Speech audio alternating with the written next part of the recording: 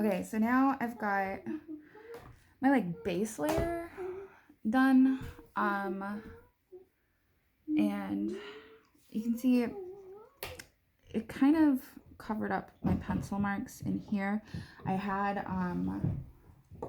kind of drawn in my shadow areas and my colored areas. And if I were just doing a straight up watercolor, I actually would have put my shadows in as the very first part and then built up everything else on top of the shadows. But because I'm working on gessoed paper and it all runs anyway, it just doesn't make sense to do it that way. But normally in watercolor, you work your shadows first and work everything else on top of it. Whereas with stuff like oil paints, you would actually work in your lightest areas first. Mommy, so fact in the video? Yeah, what's your fact, sweetie? My fact is oil paint. Oil paint? Oil paint and stuff. Some is made out of felt. It's made out of felt? Yeah, and sometimes oil paint's made out of mummies, and they crush up the mummies. Oh, well, okay, so the fact of the day from Harper is that sometimes oil paints are made out of felt or crushed up mummies. That's super interesting. Thank you. Okay. So I'm going to do my shadow areas. And I've got my reference photo.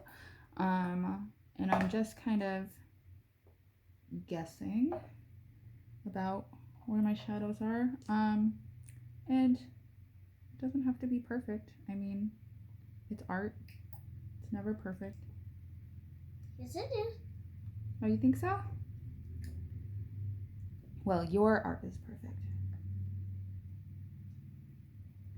Because I have best. Yes, you are a fantastic artist. And right there. Not that old to be an artist. And as I'm putting in my shadows, I'm gonna kind of start to define some of these rock shapes in the front here.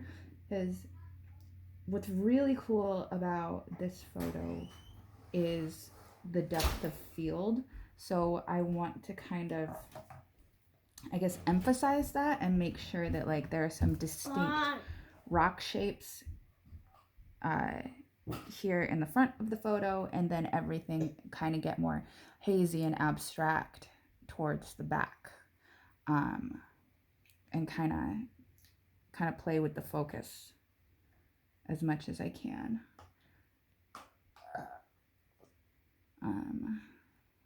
So and once I get my shadow areas in, then I'm gonna make some of this like my leg is so cold. Oh, Harper, eat with your spoon, not with your hands, please. This child is eating applesauce with her fingers. Gross. Okay, so I'm gonna try to make this kind of like rusty color here. So I got this like reddish brown. That's nice. Maybe a little orange.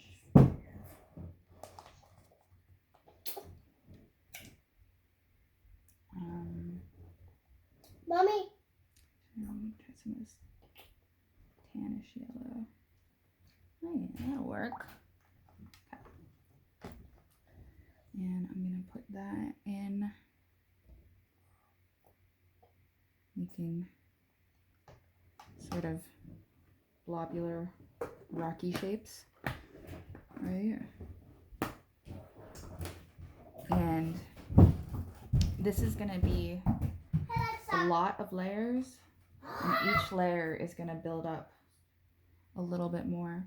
Say, watercolors, I think, are much quicker than oil paints, but painting itself, it's not a quick process.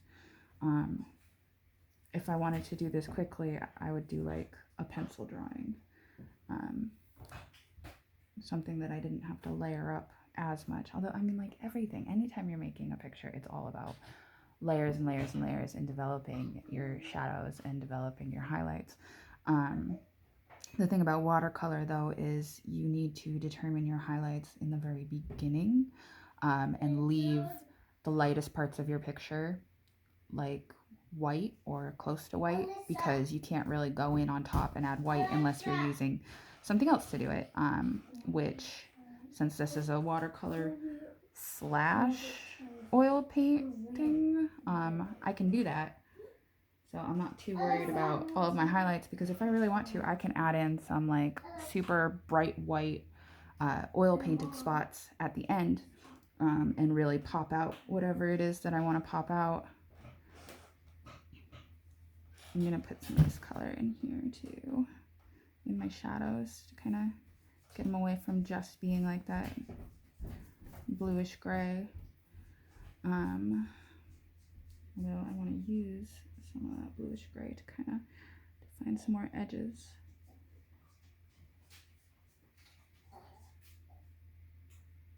Oh, I'm into the thumb there. See, I lost my underpainting, so I don't even know where things are anymore. There. Mommy, is this Miss Stanley? No, that is Grammy and Grampy. Miss Stanley, really? Who is this? Okay, that's Grammy. That's me. That's Auntie Cassandra. We were pretty young, huh? Yeah. Yeah. Okay, so I'm gonna need to dry that, and then go back in through the next pass. But up here, there's just like some really light areas where there's some color, and you can see I kind of blocked in like where my shadow bits are, but I didn't block in my color bits. But so I'm just gonna do like a wash of color in the places where they're supposed to be, or ish.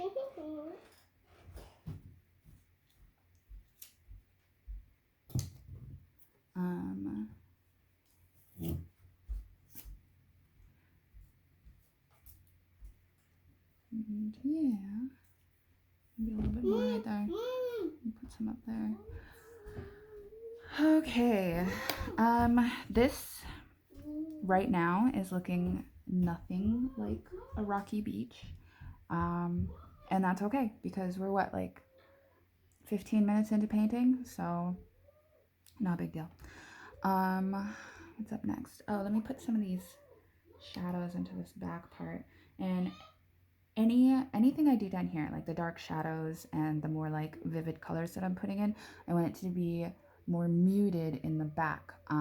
What this is doing is something called atmospheric perspective, where the further you move away from the camera, the more like washed out things become, less detail, less vivid colors, and so the more contrast I can get between the back here and the foreground here, the more it's gonna just push that idea of space, where it'll look like this recedes further into the background, the more I can get the contrast between the two.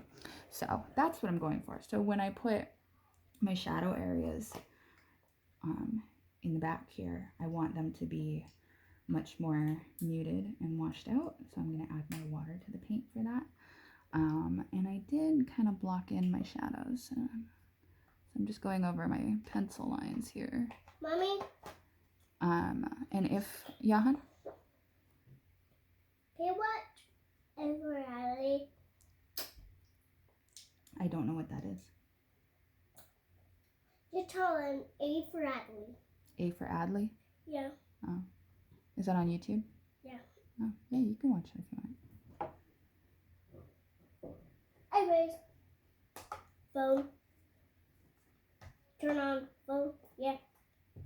And I'm gonna